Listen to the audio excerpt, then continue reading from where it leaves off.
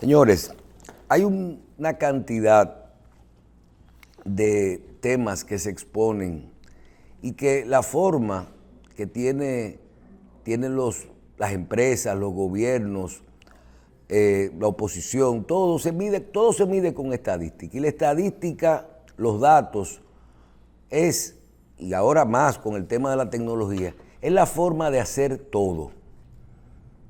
Usted cambia la forma de cuando usted tiene la información. Siempre se decía que la información es poder. Hoy la información y las estadísticas son muy fáciles de conseguir. Los patrones de conducta, qué quiere la gente, qué hace la gente, las mismas encuestas, todo eso es opinión pública. Estos aparaticos te dan la estadística que tú quieras y se mide todo. Todo está medido. Pero yo quiero hablar un poquito de la forma de presentar esa estadística. Los números. Nosotros no nos podemos dejar influenciar de los números de acuerdo a cómo los quiere presentar o a la conveniencia de quien los esté presentando. Y un truquito para esto es, siempre tome una base, porque usted puede presentar unos números, es decir, cuando yo estaba mejor, o yo estaba mejor del mes de septiembre al mes de diciembre, porque si yo incluyo del mes de agosto al mes de diciembre, en el mes de agosto me pasó un inconveniente y eso me daña el resultado final.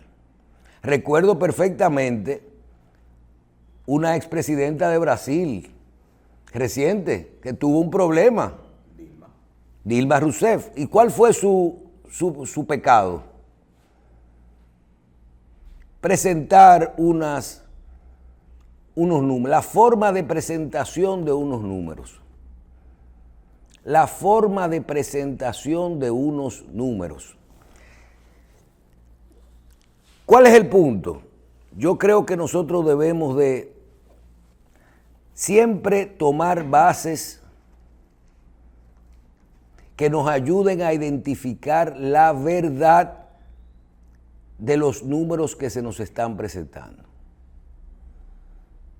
Porque jugando con los periodos, te voy a dar el crecimiento de este trimestre, si este es el trimestre que te conviene.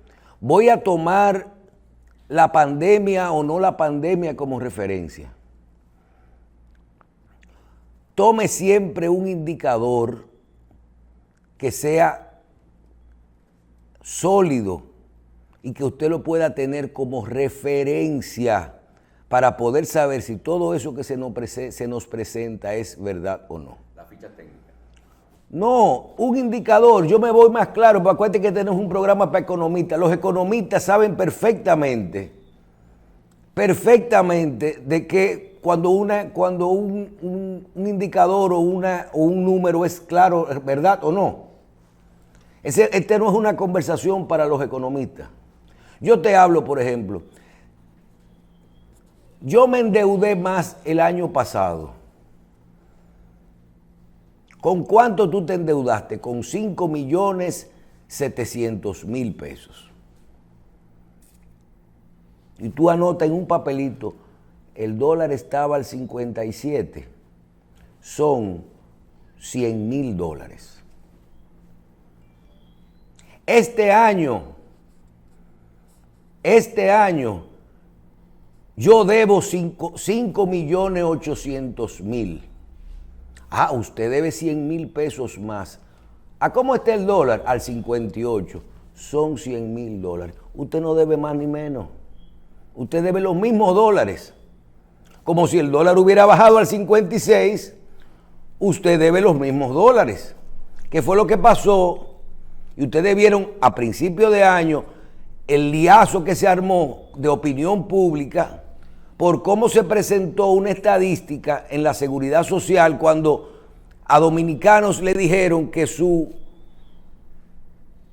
reporte de los fondos de pensiones le había disminuido. No fue que lo disminuyó, fue que bajó el dólar y había una proporción de tus ahorros que están invertidos en dólares.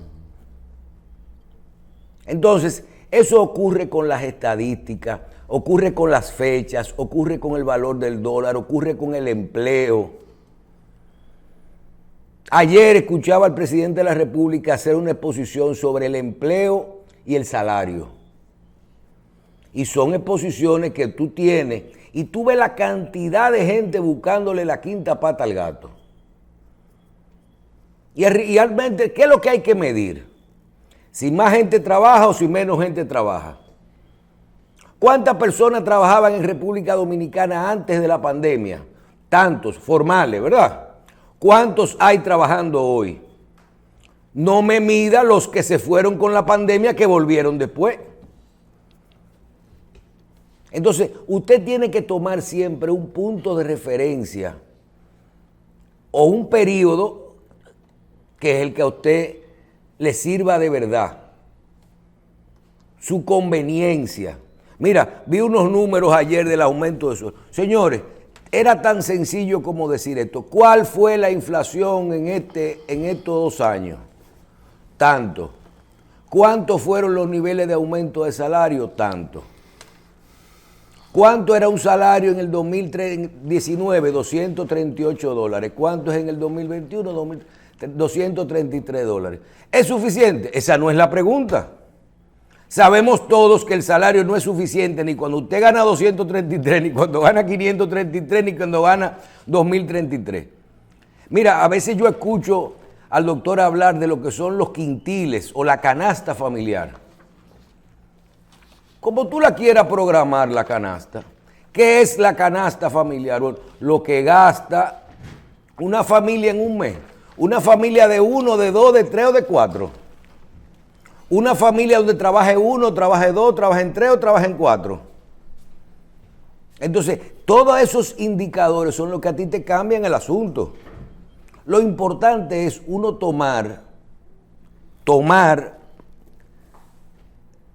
un punto de partida en el que usted pueda medir si lo que a usted le están presentando es una verdad o no.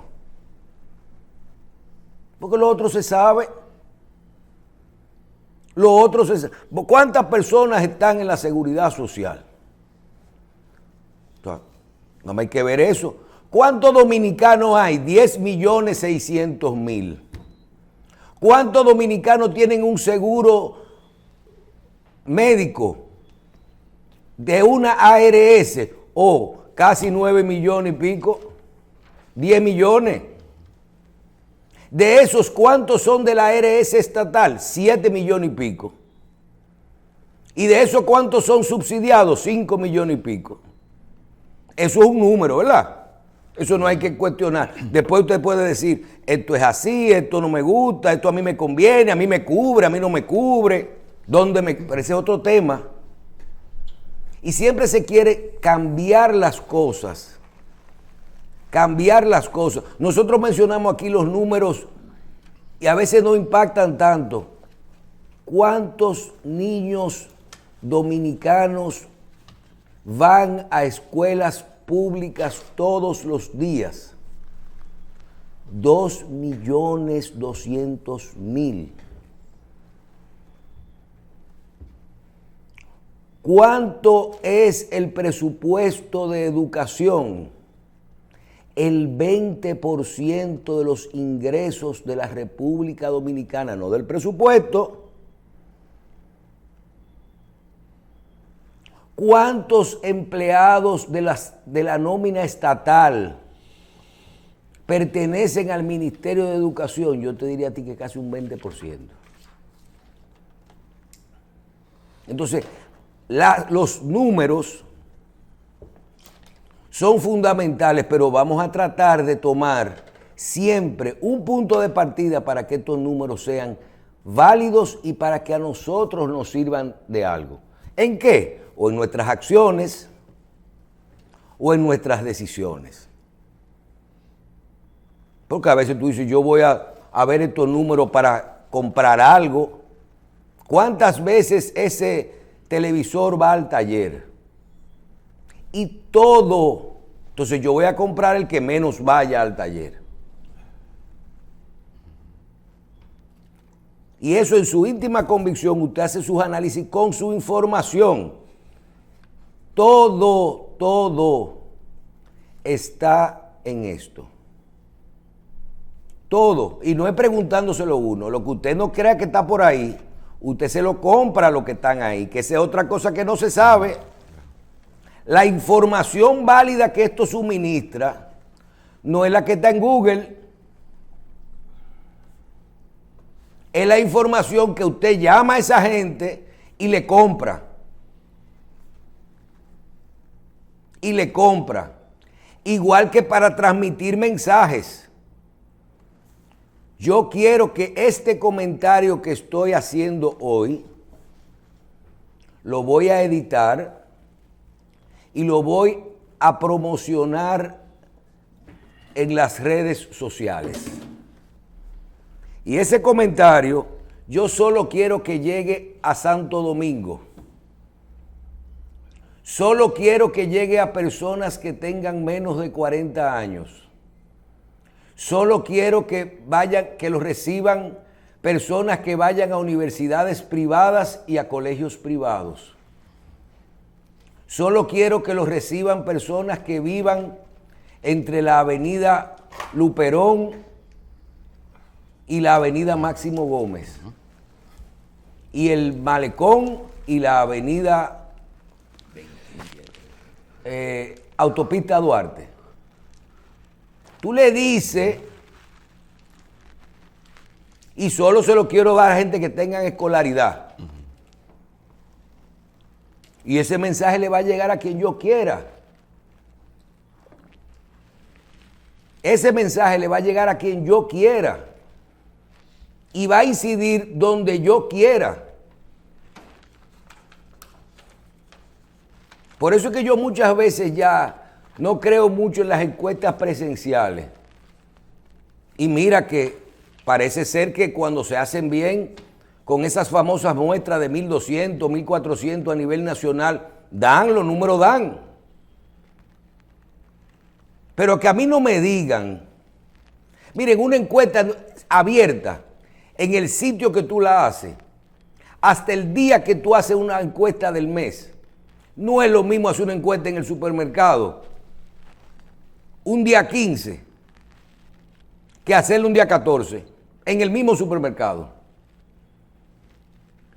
Cuando una gente llega al supermercado y se le fue la cartera, que trabajó 15 días, pero ven acá. Ni es lo mismo preguntarle a una persona el día que se le vence la luz. Entonces, todo esto de los números y de las estadísticas, hay que ser muy claro. ¿Por qué? Porque se nos está diciendo muchas cosas. Y tú coges donde quieras y todo es estadística. ¿Por qué no se nos habla claro?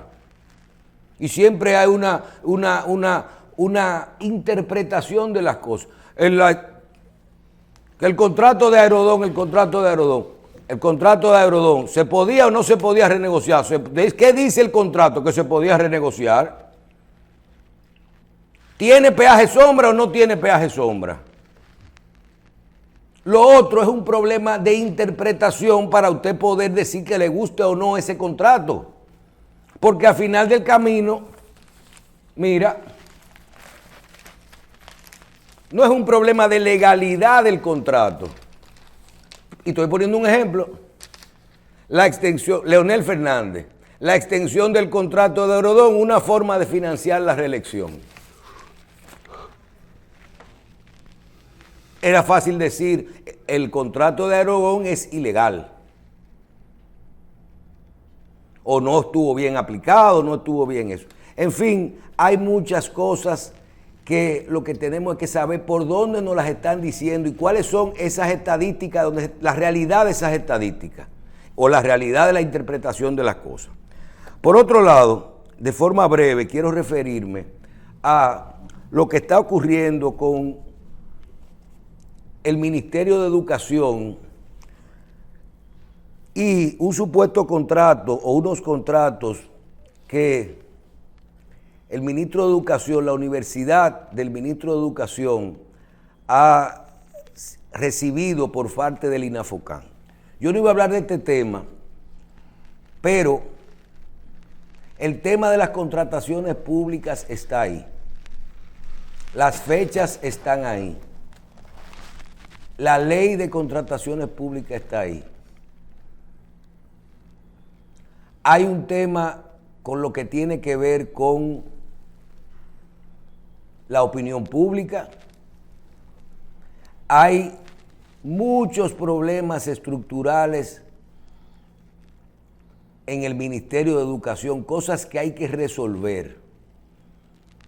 Y si nosotros, que venimos hablando mucho de la capacitación de maestros, porque conocemos ese proceso, sobre todo a través del INAFOCAN, si hubieran resuelto el problema desde el principio que ocurrió, como había que corregirlo, no estuviera pasando nada de lo que está ocurriendo ahora con INAFOCAN. Porque no se trata de disipar eso así es que a un grupo le deben un dinero o que la universidad del ministro vendió una cosa. Eso no es el problema, ese es un problema, eso es puntual. ¿Eso será así o no será así? Yo estoy hablando de que aquí tradicionalmente habían unos problemas con la asignación del presupuesto de la capacitación de maestros de INAFOCAN, que por cierto es de 2 o 3 mil millones de pesos al año. Y ese contrato, durante esa asignación de presupuesto, tradicionalmente con los gobiernos del PLD tenía, lo primero es la forma de asignación de esos programas. Que si era por licitación, no. Que si era por convocatoria, a veces. Que si era por asignación directa, casi siempre. Que si se le asignaba al PNUD una parte, que si se le entregaba a organizaciones particulares de la sociedad civil, a profesionales que creaban una compañía por acciones de capacitación.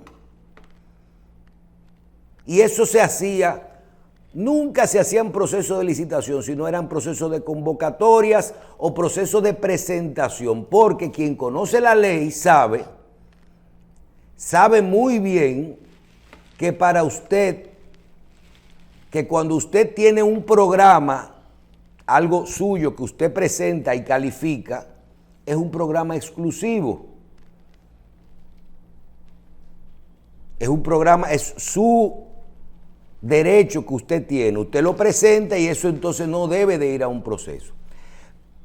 Este gobierno inició con un cuestionamiento y algo que lo veamos muy bien, que era que para tú dar clases a maestros, tú tenías que ser una organización, una institución superior que el maestro.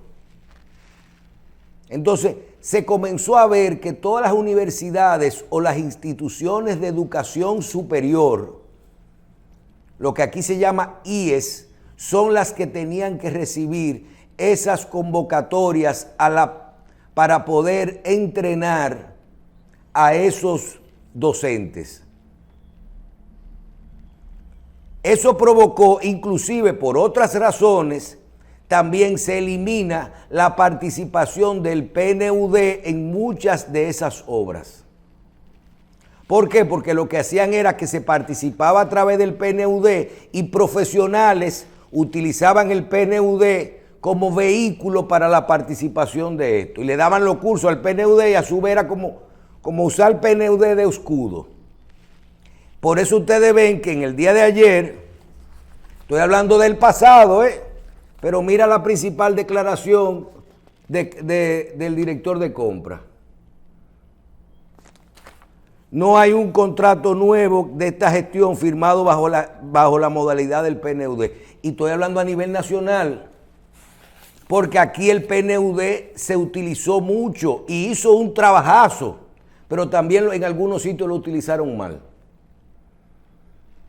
Aquí, por ejemplo, yo recuerdo que el ministro de Turismo, cuando fue alcalde del distrito, toda su gestión la basó en un aval del PNUD. Y fue una gestión incuestionable porque no le puso la mano un chele. Ahora, en cierto tipo de... El PNUD no puede ser contratista. ¿Ok? Y entonces, ahora estamos en el proceso a nivel de educación y de la capacitación de maestros en el INAFOCAN, de esa transición. ¿Quiénes son los que pueden otorgar y darle clases a los maestros? Las instituciones de educación superior.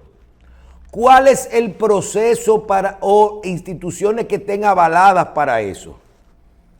Perfecto. ¿Cuáles son los programas que necesitan esos maestros? Que si nos vamos con la modalidad STEM, que en un momento dado la capacitación para dar clase virtual, que la especialización en matemática, que las maestrías, hay que decidir un banco de información académico, que es el que tú tienes que decidir cómo tú vas a capacitar o a mejorar la capacidad de tus maestros. Y luego de que tú tengas esto, entonces, ¿bajo qué modalidad tú lo vas a entregar a la sociedad? Lo vamos a entregar por una licitación, lo vamos a entregar por una convocatoria o lo vamos a dar por exclusividad si es un programa propiedad de esa institución y que fue aprobado dentro del programa que hay. Lo otro, desde cuando los problemas están para acá del PLD, no, que todo el presupuesto lo están entregando a un grupo que es de fulana, que todo lo están dando al PNUD, que después de eso se lo están dando a un grupo de instituciones, que si nada más se sabe cuando uno ve los contratos a quién se lo asignan. Lo que hay es que ver. Y entonces caemos ahora en un proceso de transición donde eso va a las universidades y las universidades que tienen esos programas. Y entonces que si no, que lo que queremos acabar con el ministro, que si el ministro no. El otro lo que tiene es un problema también muy que hay que escucharlo. Porque el otro otorgó sus cursos con toda la calificación necesaria y su programa y el aval necesario.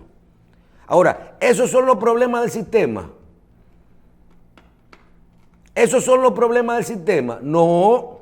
Los problemas del sistema es diseñar rápido. ¿Por qué le estamos dando tanta vuelta? Compras y contrataciones. Estabas escuchando anoche un programa. Tiene que saber que cuando se habla de capacitación de maestros y se habla de licitaciones, aquí nunca hay que hacer un concurso. Es un tema de convocatorias. Se asigna un precio,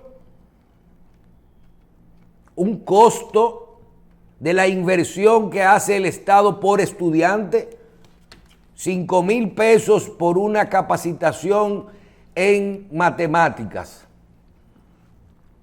o por 15,000 pesos por un diplomado que dura un año para poder saber dar clases virtuales. Entonces, ya tú tienes el valor. ¿Qué tú le vas a enseñar? Clases virtuales a un profesor de un campo que sepa cómo manejar una plataforma tecnológica para darle seguimiento a los estudiantes de forma virtual. Mándame tu trabajo, mira el trabajo, sube la presentación, mándame tu pregunta por aquí, participa por allí. Eso hay que estudiarlo. ¿Cómo enseñar de forma virtual? Se diseña, entonces se abre la convocatoria. ¿Qué universidades o centros tienen primero, la capacidad de dar esto y la experiencia? Y la experiencia. Y por otro lado, entonces, los que tienen la experiencia y la capacidad y el aval, Entonces, a los 15,000 pesos que se decidió, eso que está ahí, vengan. ¿Cuánto se va a repartir de esto? Se van a dar 50 millones de pesos. Ok. A la Universidad de Santiago dale, porque hay profesores en Santiago, a la universidad que está allá dale 10 pesos, a la otra dale 5 pesos, porque los estudiantes no están aquí, pero están en Dajabón, y están en Jimaní, y están en Higüey. Entonces se hace eso, y eso es cómo ha ocurrido y cómo es la forma correcta de hacerlo. Mientras sigamos con eso,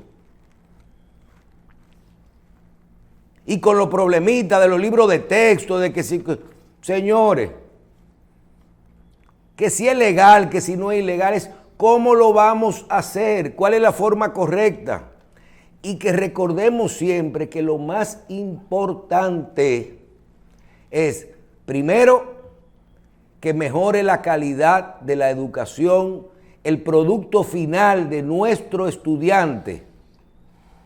Y para eso se necesita que el contenido sea bueno, lo que se le va a enseñar, y que esos profesores estén actualizados y capacitados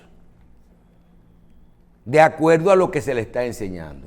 Si uno no aprende a dirigir esa orquesta y perdió el foco de qué es lo importante, nosotros no vamos a resolver los problemas de la educación básica y de la educación pública en nuestro país. Vamos a seguir años en lo mismo. Porque el mismo día que tú estás hablando de nanotecnología, tú estás hablando de que faltan 6 pupitres o 10 aulas móviles, de que hay que mandar 10 aulas móviles porque están cogiendo clases bajo una mata en un campo de qué sé yo dónde. El mismo día.